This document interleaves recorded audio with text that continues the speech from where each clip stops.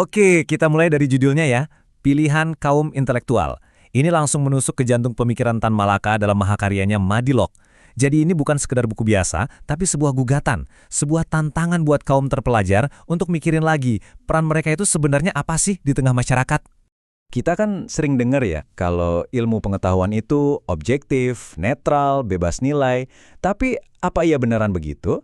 Nah, pertanyaan inilah yang jadi pusat dari obrolan kita kali ini.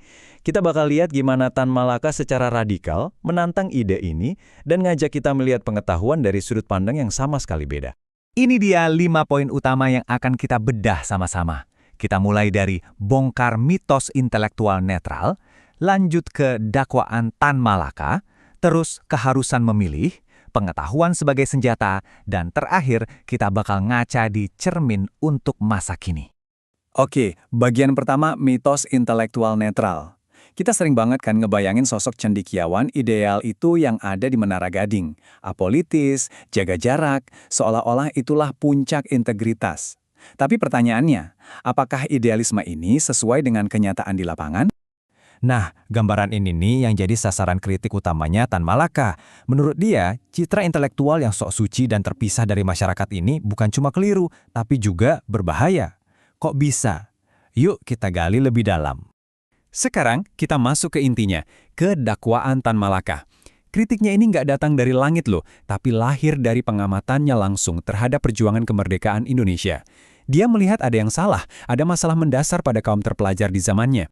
Kutipan ini, wah, tajam banget. Intinya, Tan Malaka berpendapat kalau pergerakan kemerdekaan itu goyah karena para pemimpinnya, kaum terpelajarnya, itu putus hubungan sama rakyat jelata. Akibatnya, pengetahuan mereka jadi mandul, perjuangan mereka jadi percuma. Oke, jadi kalau netralitas itu cuma ilusi, terus gimana dong solusinya? Nah, disinilah Tan Malaka menawarkan sebuah konsep yang sangat kuat, penjuru memandang, atau kalau bahasa Inggrisnya, point of view. Ini adalah sebuah keharusan untuk memilih. Jadi gini, kata Tan Malaka, masyarakat itu isinya benturan kepentingan, konflik. Dalam realitas seperti itu, nggak ada yang namanya objektivitas murni. Jadi langkah pertama yang paling penting adalah sadar, kita ini melihat masalah dari sudut pandang siapa? Kalimat dari Madilog ini adalah jantung dari seluruh pembahasan kita. Tugas pertama seorang intelektual itu, menurut Tan Malaka, bukanlah menjadi netral, tapi memutuskan pengetahuannya itu akan melayani siapa? Si penindas atau si tertindas? Konsekuensinya jelas, kalau kita sudah memilih pihak, pengetahuan itu nggak bisa lagi cuma jadi pajangan atau koleksi di kepala. Dia berubah jadi alat, bahkan jadi senjata yang bisa dipakai untuk membebaskan atau sebaliknya, untuk menindas. Nah, di sini kita lihat ada dua jalan yang sangat berbeda bagi kaum intelektual. Di satu sisi, ada si oportunis yang ilmunya dipakai buat melanggengkan kekuasaan yang ada. Di sisi lain, ada si pembebas yang ilmunya jadi senjata buat berjuang bareng rakyat.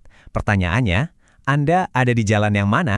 Oke, mungkin Anda berpikir, ini kan pemikiran puluhan tahun lalu, apa masih nyambung sama sekarang? Jawabannya, sangat. Justru disinilah letak kehebatan Tan Malaka. Mari kita lihat, gimana gagasannya jadi cermin buat kondisi kita di Indonesia modern. Dari pemikiran Tan Malaka tadi, kita bisa tarik nih 5 tanggung jawab kunci seorang intelektual.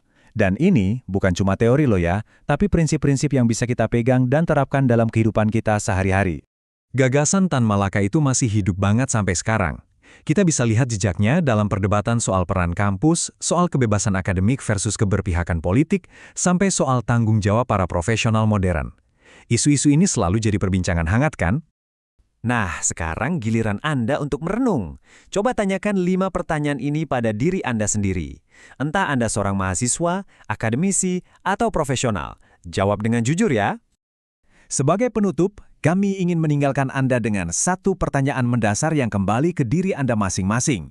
Pengetahuan yang Anda punya, itu berpihak pada siapa? Silakan direnungkan, karena jawaban Anda akan menentukan jejak Anda di tengah masyarakat. Terima kasih sudah menyimak.